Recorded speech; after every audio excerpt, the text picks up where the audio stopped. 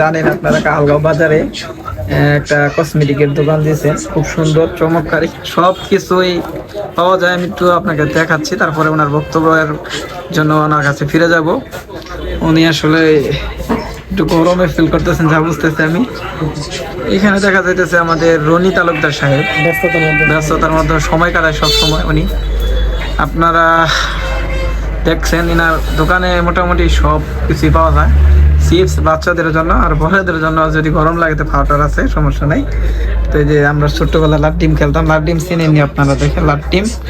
এখানে দেখেন, এইখানে দেখেন কি সুন্দর সুন্দর ওয়ালেট আছে। আপনার ওয়ালেট বলতে মানি ব্যাগ বুঝে আমরা। তো আর ওই লেডিস ব্যাগ আছে, তারপরে সব কিছু আছে।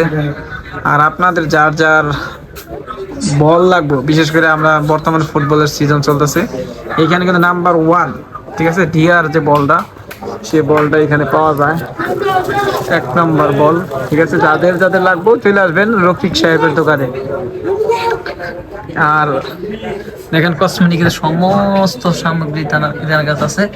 কেউ যদি সুন্দর হতে চান তাহলে নিতে পারবেন গরি ক্রিম নাম্বার 1, কোনো 500 টাকা নাই, এটা নিতে পারবেন। আরও দেখেন সবই আছে এখানে। এখন আমি ফিরে যাচ্ছি আমাদের করদান হাসানা ফাউন্ডেশনের সাধারণ সম্পাদক এবং এই কসমেটিকের দোকানদার সাহেব রফিক সাহেবের কাছে।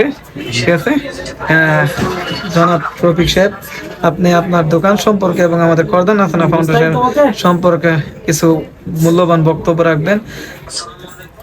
আসসালামু আলাইকুম প্রিয় ভিউয়ার্স, সকলকে আমার আন্তরিক শুভেচ্ছা জানাচ্ছি। আসলে আমি এই ব্যবসার একটা আমি আছি, সেটা 3 বছর প্রায়। কারণ চাকরির পাশাপাশি ব্যবসাটা নিয়েছি, ব্যবসাটা নিজ উদ্যোগে। কারণ একটা চাকরিজীবীর চাইতে উদ্যোক্তা হওয়াটা ভালো মনে করি। নিজ প্রতিষ্ঠানে নিজে ব্যবসা করতেছি স্বাধীনতার মধ্য দিয়ে, এখানে পরাধীনতা শৃঙ্খলা আবদ্ধ নয়।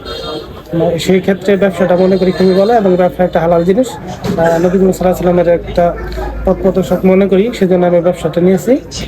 তো আশা করি সকলে আমার জন্য দোয়া করবেন, আমি যেন এই প্রতিষ্ঠানটা আরও বড় সড়ো করতে পারি। আর আরেকটা বিষয় হচ্ছে, আমি একটা ফাউন্ডেশনের সাথে যুক্ত আছি, কাহালগাঁও করদান হাসানা ফাউন্ডেশন, যেটা আমাদের কালগাঁও ফুলবাড়ি ময়মনসিংহে অবস্থিত।